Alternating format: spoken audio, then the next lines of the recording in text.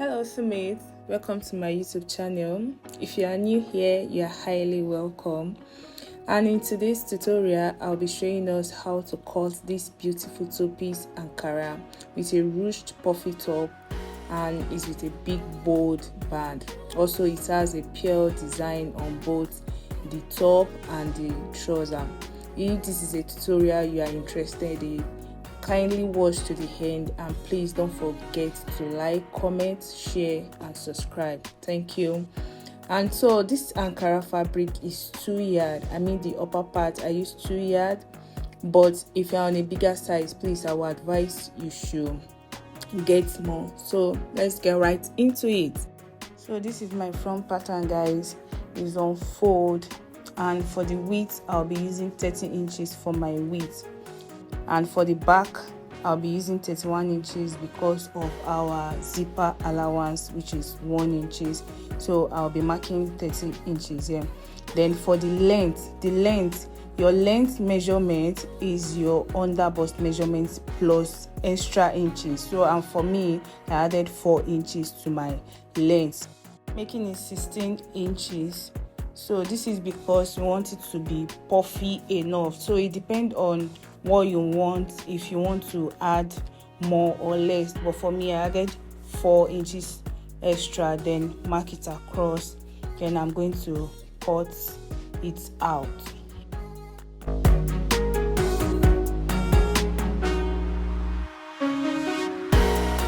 Then you place your back pattern, then to back pattern with the front pattern to measure out the zipper allowance, which is 1 inch.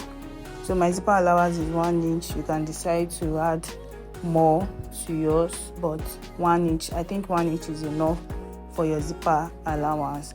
So this is me marking it out.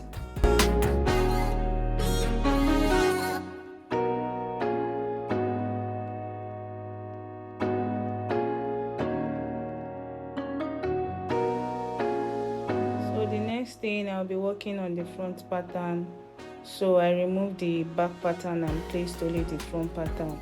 Then our neck depth is 3 inches, and the neck width also will be 3 inches.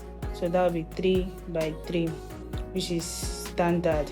Then for the shoulder measurement, it is 7.5. So my client's shoulder is 7.5, which I marked out. I won't be using it anyway. So I'll use my curve ruler to connect the neck together. So from the neck width to the neck depth. So for the shoulder slope, I came down by 1.5. Yes, I marked 1.5. Then you connect it to the neck point. You connect it to your neck point. Thing is to get the sleeve length, the sleeve opening, which I use 10 inches plus 1 inches for our sewing allowance, making it 11 inches. And for the side opening, the waist, the waist is big, so it depends on what you want. You can use your normal waist, then add extra inches to it. But for me, I decided to come in from the side just with 5 inches, then connect it to my waist level. So you can use your waist measurement, add extra inches for freeness, but for me, I just came in from that side with 5 inches, then connect it. You can come in with 3, you can come in with 4 inches, depending on how you want it. But for me, 5 is okay. Then I connect them together. So now I'll be placing the front pattern on the back pattern, just to mark out the neck width and the neck depth for the back. So I used 1.5 for the neck depth and also 3 inches for the neck width. So you use your curve ruler, then you cuff it. You cuff it out to the sewing allowance for the zip that will have at the back. Then please ensure you place the front pattern and the back pattern very well. They are well aligned. Then you can cut it out. You cut the back pattern first, then you cut the neck of the front pattern as well. So then make sure it's well aligned. Then you cut out the shoulder of both the back and the front together. You cut out the shoulder together. Then you cut out the waist side to the sleeve. You cut it out neatly together, both front and back. So now we have our front pattern and our back pattern together. Then we are going to be working on them. We are going to be sewing them on our sewing machine right now. So for joining the back shoulder and the front shoulder together, I'll be using French seam to join them together. So I'll be showing you how to join them together with French seam. So you'll be placing your back and front the wrong side of your front pattern and the wrong side of your back pattern. You will be placing them together, so wrong side facing each other. So we have ½ inch to join our shoulder, right? But for French seam, you will use quarter of an inch. You use quarter of an inch, that's 0.25. You use it to join it first. So after you join it with quarter of an inch, you come back, you iron it very well. Then once you are done ironing it, you turn it over. So now that you turn it over, you'll be having the right side facing each other.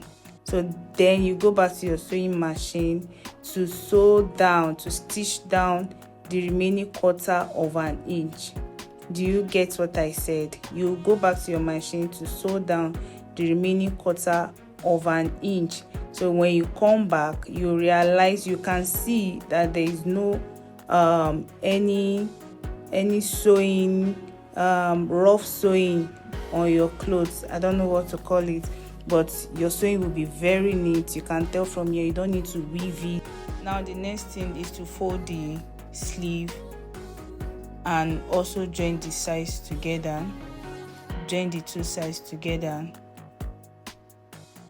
And I've also gone ahead to turn the neck with bias. So this is the outcome. Now I'll be running gathers to the front and the back together because we've joined them together already. So I'll be running 2 line gathers to it so that we'll fold it together into our band. So this is what I'll be using for the band. The width of what I'll be using is 28 inches altogether, with the seam allowance, the sewing allowance, the zipper allowance. Everything is 28 inches altogether. And for the length, I'll be using 8 inches, 7 inches for my desired length, ½ inches for turning the band with the upper part, and also the ½ inches for turning the two fabric together. You can see it's on fold. I'm still going to cut it by the side. You can decide to turn it with lining, or you can have your fabric on fold. My fabric is not enough, that is why it's not on fold. So if your fabric is on fold, that means it's only one side that will be open. Then that one side that is open, you just add it to your upper part. But mine, the two side is open, so I'll be turning one. That means I'll be closing one with ½ inch. Then the other one, I'll be attaching it to my upper part. I don't know if you understand what I said. So you can also decide, if you don't have enough fabric, you can decide to do this with a lining. Then you cut it out. So I have 8 inches length, but by the time I'm done, my band it will be 7 inches. So now I have the two side. Now I've cut it into two. Then I'll be joining them with ½ inches.